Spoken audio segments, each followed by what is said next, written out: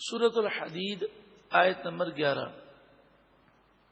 من ذا الذی یقرض اللہ قرضا حسنا، کون ہے وہ جو اللہ کو قرض حسنہ دے. اللہ کی راہ میں خرچ کرنے کو تشبیہ دی گئی قرض حسنہ سے. اس کی وجہ کیا ہے؟ اس کی وجہ یہ ہے کہ جو ہم کسی کو قرض حسنہ دیتے ہیں اور جسے دے رہے ہیں وہ مضبوط ہے، طاقتور ہے، تو جو ہم نے رقم دی ہے وہ ہماری رقم محفوظ ہے، وہ ضائع نہیں ہوگی اور وہ رقم ہمیں واپس مل جائے گی. تو اسی طرح تم اللہ کی راہ میں دیتے ہو تو اس بات پر یقین رکھو کہ 1 روپیہ دیا ہے تو 10 روپے تمہیں دنیا میں دے دیے جائیں گے اور آخرت میں بھی اس کا ثواب محفوظ ہے. وہ رب سب سے زیادہ طاقتور ہے، حقیقی طاقتور وہی ہے. اسے قرض حسنہ سے تشبیہ دی گئی، یعنی سمجھانے کے لیے مثال بیان کی گئی. پھر دوسری مثال، جب ہم کسی پارٹی کو، کسی کمپنی کو اپنا مال بزنس کے لیے دیتے ہیں، اگر وہ پارٹی اپنے وعدے پر قائم رہنے والی ہے، سچی ہے، وہ کمپنی طاقتور ہے، مضبوط ہے، تو ہمیں 2-3 باتیں ہمارے ذہن میں ہوتی ہیں. ایک تو یہ کہ ہماری رقم ضائع نہیں ہوگی، دوسرا یہ کہ ہمیں نفع بہت زیادہ ملے گا. رب العالمین سے بڑھ کر کوئی طاقتور نہیں ہے، حقیقی اختیار اور طاقت تو اسی کے پاس ہے. تو رب العالمین کی بارگاہ میں جو مال دے گا، اس سے بڑا بزنس کیا ہوگا کہ وہ دنیا اور آخرت کی تجارت کرتا ہے. پھر اس کا بھروسہ بھی ہونا چاہیے اس پر کہ رب العالمین میرے مال کو ضائع نہیں فرمائے گا، مجھے دنیا اور آخرت میں اس کا بہترین صلہ عطا فرمائے گا. اور پھر یہاں پر لطف یہ ہے کہ کرم الہی تو دیکھیں، جان اسی کی دی ہوئی، ہاتھ اسی کے دیے ہوئے، مال اسی کا دیا ہوا، اسی کی توفیق سے، اسی کے کرم سے، اسی کی مہربانی سے ایمان نصیب ہوا، نیکی کا جذبہ ملا، اور اسی کے حکم پر، اس کی توفیق سے اس کی راہ میں مال خرچ کریں اور وہ کرم فرمائے اور اسے قرض حسنہ سے تشبیہ دے. فَيُضَاعِفَهُ لَهُ، پس اللہ تعالی اس قرض حسنہ میں اضافہ فرمائے گا. ایک کھجور اللہ کی راہ میں کوئی دے گا تو یہ بڑھتے بڑھتے ایک پہاڑ کے برابر ہو جائے گی. وَلَهُ أَجْرٌ كَرِيمٌ، اور ایسے شخص کے لیے بہت عزت والا اجر ہے. اب قیامت کا ذکر ہے. اللہ اکبر. قیامت کے میدان میں بھی کیسا منظر ہوگا کہ کچھ ایسے لوگ ہوں گے جن کے ارد گرد نورانی ماحول ہوگا، نور ہوگا، ان کے چہرے بھی نورانی ہوں گے، ان کے چاروں طرف نور گردش کر رہا ہوگا. وہ کس قدر خوش نصیب ہوں گے، کیسی قیامت کے میدان میں ان کی عزت افزائی ہوگی. یوم تری المؤمنین والمؤمنات، اس قیامت کے دن تم دیکھو گے مومنین مردوں کو اور مومنین عورتوں کو. یسعی نورہم بین ایدیہم وبایمانہم، ان کے ایمان کا نور ان کے آگے، وبایمانہم، اور ان کے داہنے دوڑتا ہے. بشراکم الیوم، ان سے کہا جائے گا آج کے دن تمہیں خوشخبری ہے. جنات تجری من تحتها الانہار، جنتیں ہیں تمہارے لیے، باغات ہیں جن کے نیچے نہریں رواں دواں ہیں. یعنی سکون، چین، اطمینان کا وہ مرکز ہے جہاں تمہیں ہمیشہ رہنا ہے، جہاں کوئی تکلیف نہیں ہے. خالدین فیہا، ہمیشہ ہمیشہ ان باغات میں رہنا ہے. ذالک ھو الفوز العظیم، یہی سب سے بڑی کامیابی ہے. یوم یقول المنافقون، والمنافقات، اس قیامت کے دن منافق مرد اور منافق عورتیں وہ کہیں گے للذین آمنوا، ایمان والوں سے کہیں گے انظرونا، ذرا ہماری طرف نظر کرم کرو، ذرا ہمیں ایک نظر دیکھو، شاید تمہارے دیکھنے سے تمہارے ارد گرد گھومنے پھرنے والا جو نور ہے، تمہارے چہرے تمہارے جسم نورانی ہیں، تمہارے چاروں طرف نور ہے، تمہارے دیکھنے سے شاید وہ نور ہمیں بھی کچھ مل جائے. نقتبس من نورکم، تاکہ ہم تمہارے نور سے کچھ حاصل کر لیں.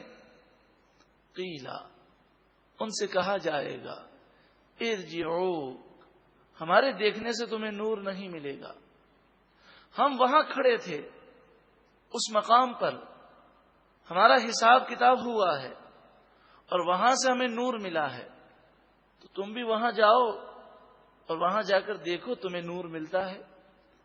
ارجعوا، تم پلٹو، وراءکم، اپنے پیچھے جہاں نور کی تقسیم ہوئی ہے، فالتمسوا نورا، پھر تم نور تلاش کرو. یہ نور تو ان منافقوں کو نہیں مل سکے گا، کیونکہ یہ تو ایمان کا نور ہے، یہ تو اسے نصیب ہوگا جس کا خاتمہ ایمان پر ہوا ہوگا. یہ تو قرآن کا نور ہے، یہ تو نیک اعمال کا نور ہے. فَضُرِبَ بَيْنَهُمْ بِسُورٍ لَهُ بَابٌ، بس ان کے درمیان ایک چار دیواری قائم کر دی جائے گی. یعنی پیچھے ہٹ کر جب دوبارہ آئیں گے تو اب انہیں مومنین نظر نہیں آئیں گے. مومنین کے چاروں طرف ایک پردہ آ جائے گا. اب منافقین جب اس طرف دیکھیں گے تو انہیں وہ پردہ حائل نظر آئے گا. وہ اب مومنین کے نور کو دیکھ کر بھی لذت کو حاصل نہیں کر سکیں گے. بابن، اس چار دیواری میں، اس آڑ میں ایک دروازہ ہوگا جسے قرآن پاک نے سور قرار دیا. سور کی مراد ہے دیوار.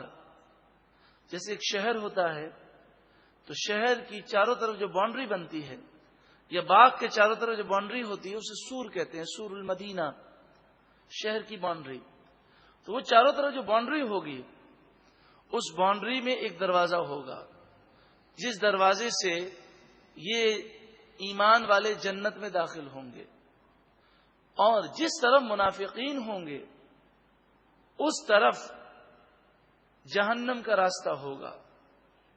باطنہ فیہ الرحمہ، اس باؤنڈری کے اندر جو کچھ ہوگا وہ تو مومنین ہوں گے.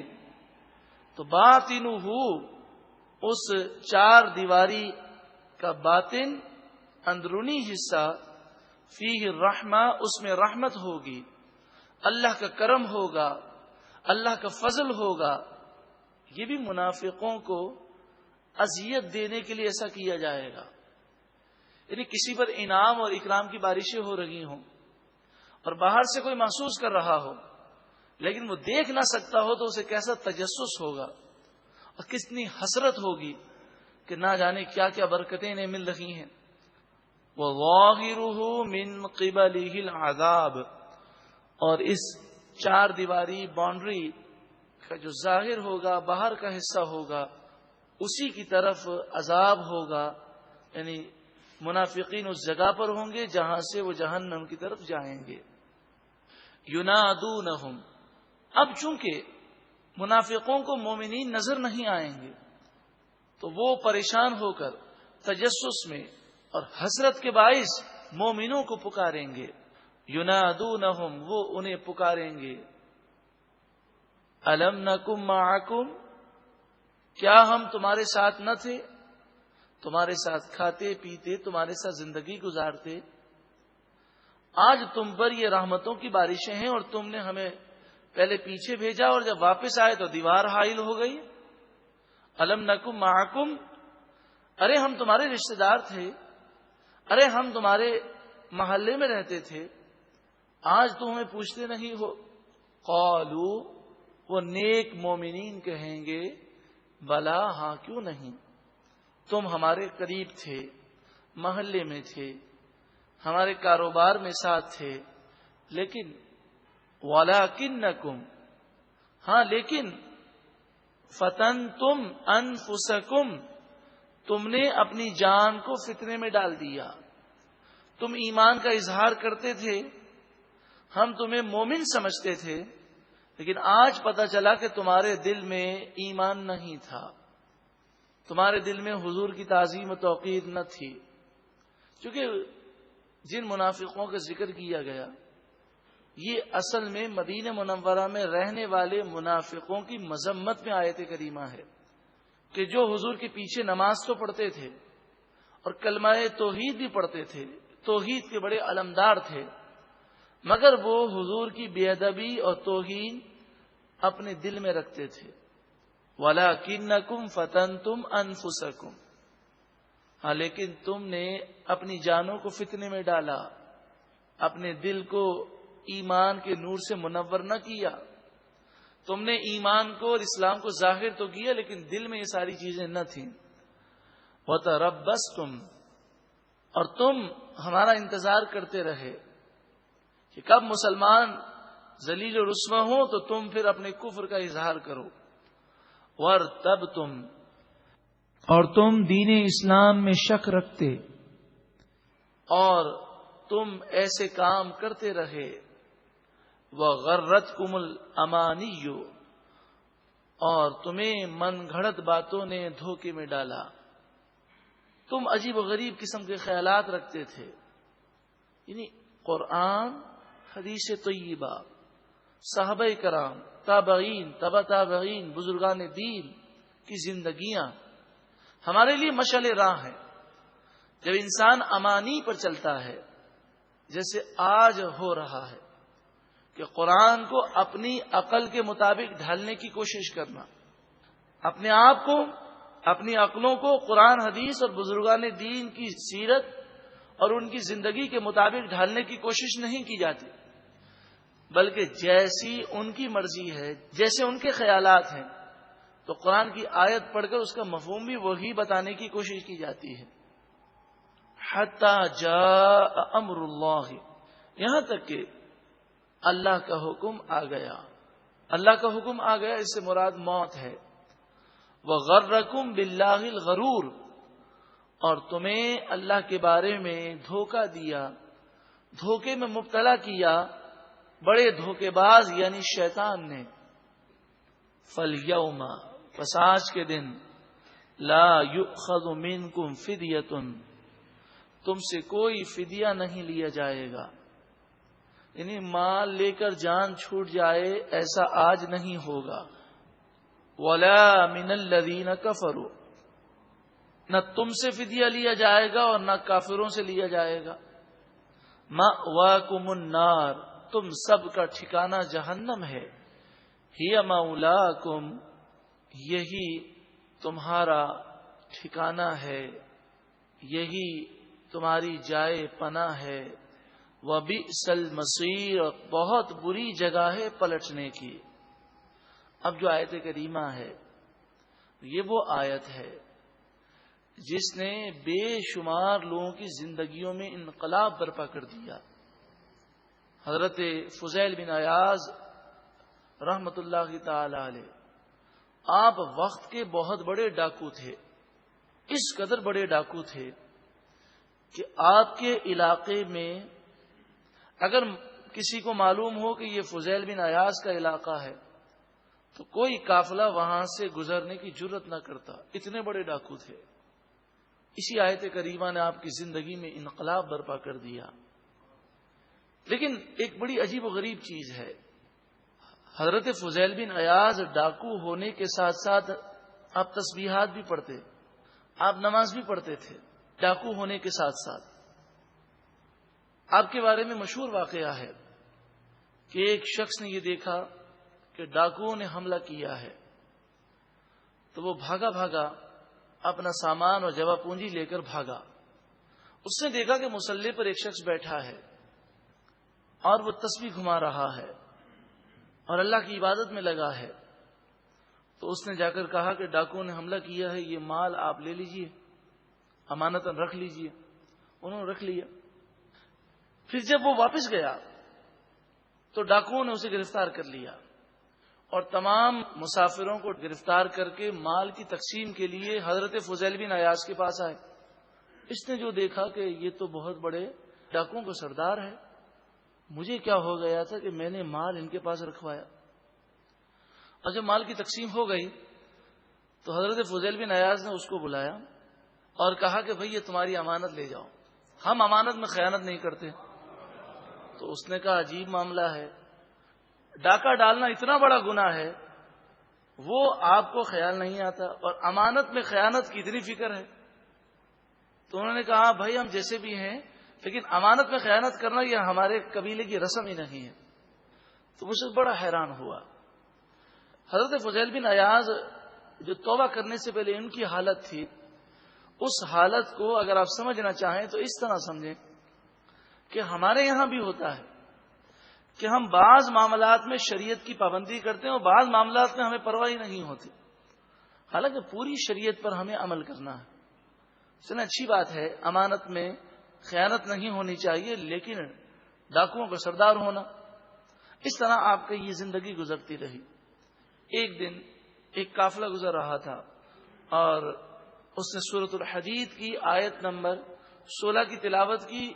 اس زمانے میں رواج یہ تھا کہ جب قافلہ گزرتا تو ہمارے یہاں تو جب ہم سفر میں ہوتے ہیں تو ہنسی مذاق کرتے ہیں یا گناہوں کی باتیں کرتے ہوئے گزرتے ہیں۔ اس زمانے میں یہ ہوتا کہ قافلہ گزرتا تو آگے ایک شخص قرآن کی تلاوت کرتا اور سب قرآن سنتے ہوئے اپنے سفر کو جاری رکھتے۔ تو حضرت فضیل بن عیاض نے جب یہ آیت کریمہ سنی تو آپ روتے روتے بے ہوش ہو گئے، اور پھر آپ نے سچی پکی توبہ کی، تمام آپ کے ساتھیوں نے توبہ کی، اور جن جن کے آپ نے مال لوٹے تھے ان کے پاس جا جا کر آپ نے معافیاں مانگی، ان کا مال واپس کیا، انہیں راضی کیا، اور پھر ساری زندگی اللہ کی عبادت میں گزاری۔ اب یہ آیت کریمہ یقیناً اپنے اندر وہ اثر رکھتی ہے کہ بڑے بڑے سخت دلوں کے دل نرم ہو گئے۔ اللہ کرے ہمارے دل میں نرم ہو جائیں۔ الم یعنی للذین آمنوا ان تخشع قلوبہم لذکر اللہ، کیا ابھی ایمان والوں کے لیے وہ وقت نہیں آیا کہ ایمان والوں کے دل اللہ کے ذکر کی وجہ سے لرز جائیں؟ ابھی توبہ کرنے اور لرزنے کا وقت نہیں آیا تو کیا مرنے پر توبہ کریں گے؟ الم یعنی للذین آمنوا ان تخشع قلوبہم لذکر اللہ، کیا ایمان والوں کے لیے ابھی وہ وقت نہیں آیا کہ اللہ کے ذکر کی وجہ سے، اللہ کی یاد سے ان کے دل لرز جائیں؟ وما نزل من الحق، اور اس حق کے لیے جو اترا، اور وہ قرآن جو اللہ نے حق نازل کیا، اس قرآن کو سن کر ان کے دل لرز جائیں کہ ابھی یہ وقت نہیں آیا۔ جب حضرت فضیل بن عیاض نے یہ آیت کریمہ سنی تو رونے لگے اور کہنے لگے وہ وقت آ گیا، وہ وقت آ گیا، اور روتے روتے بے ہوش ہو گئے۔ وَلَا يَكُونُوا كَالَّذِينَ أُوتُوا الْكِتَابَ مِنْ قَبْلُ، اور وہ مسلمان ان لوگوں کی طرح نہ ہوں کہ جنہیں ان سے پہلے کتاب دی گئی، توریت، انجیل، زبور، فطال علیہم الامد، پھر ان پر مدت کافی گزر گئی، آہستہ آہستہ وہ اپنی کتابوں سے دور ہو گئے، فقست قلوبہم، پھر ان کے دل سخت ہو گئے۔ تو ایسا مسلمانوں کے ساتھ نہ ہو، مسلمان ایسا نہ کریں کہ قرآن نازل ہوا، صحابہ کرام نے قرآن پر عمل کیا، لیکن وقت گزرنے کے ساتھ ساتھ آج ہم قرآن سے بہت دور ہیں، ہمارے دل بہت سخت ہو گئے۔ وَكَثِيرٌ مِّنْهُمْ فَاسِقُونَ، اور ان میں سے اکثر لوگ نافرمان ہیں، فاسق ہیں۔ اب دیکھیں، یہ آیت میں مسلمانوں کا ذکر ہے، اور مسلمانوں سے کہا گیا کہ قرآن کی وجہ سے اور اللہ کی یاد سے تمہارے دلوں کے لرزنے کا اور کانپنے کا اور توبہ کرنے کا بھی وقت نہیں آیا۔ پھر یہ فرمایا گیا کہ اہل کتاب کی طرح نہ ہو جانا، کہ وقت گزرنے کے ساتھ ساتھ وہ اپنی کتابوں سے دور ہو گئے، تو کہیں تم بھی کتاب قرآن سے دور نہ ہو جانا، کہ کہیں تمہارے دل بھی سخت نہ ہو جائیں، کیونکہ قرآن پاک سے دوری یہ قلب دل کی سختی کا باعث ہے۔ اے مالک و مولا، تو ہمارے دلوں کو نرم کر دے، اور توبہ کا وقت اور لرزنے کا وقت اے مالک و مولا آج ہی کر دے، ہمیں سچی پکی توبہ نصیب فرما۔ اعلموا ان اللہ یحیی الارض بعد موتها، تم خوب جان لو بے شک اللہ تعالی زمین کو ویرانی کے بعد دوبارہ زندگی عطا فرماتا ہے، مردہ زمین کو زندہ فرماتا ہے، یعنی بنجر کو سرسبز و شاداب فرماتا ہے۔ اے مالک و مولا، ہمارے دل کی بنجر زمین کو بھی سرسبز و شاداب کر دے، اور اس میں بھی نور کو داخل فرما دے۔ قد بینا لکم الآیات، بے شک ہم نے تمہارے لیے آیتیں خوب واضح روشن بیان کی، لعلکم تعقلون، تاکہ تم عقل رکھو، سمجھو۔ یہ آیتیں روشن اور واضح کیوں ہیں؟ اس لیے تاکہ تمہیں سمجھ حاصل ہو۔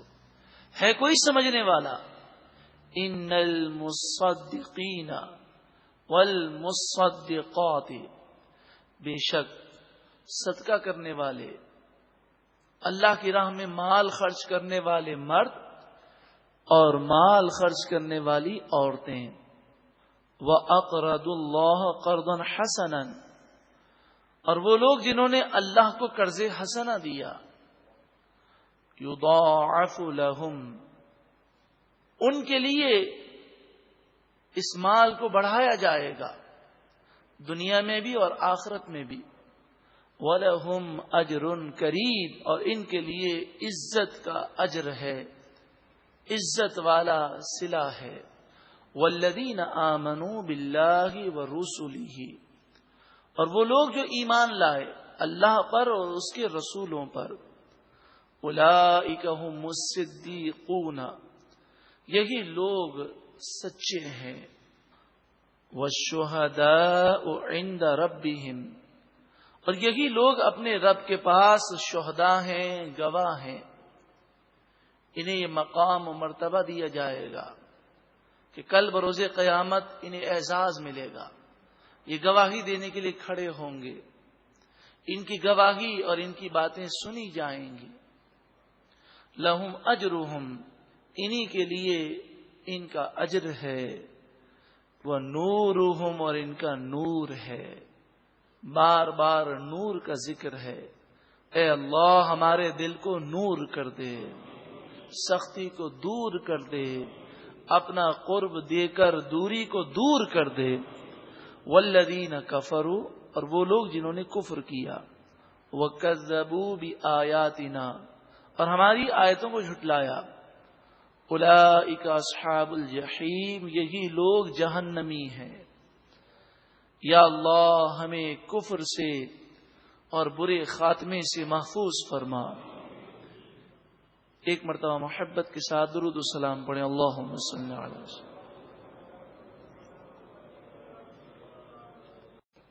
سورۃ الحدید آیت نمبر 11۔ من ذا الذی یقرض اللہ قرضا حسنا، کون ہے وہ جو اللہ کو قرض حسنہ دے؟ اللہ کی راہ میں خرچ کرنے کو تشبیہ دی گئی قرض حسنہ سے۔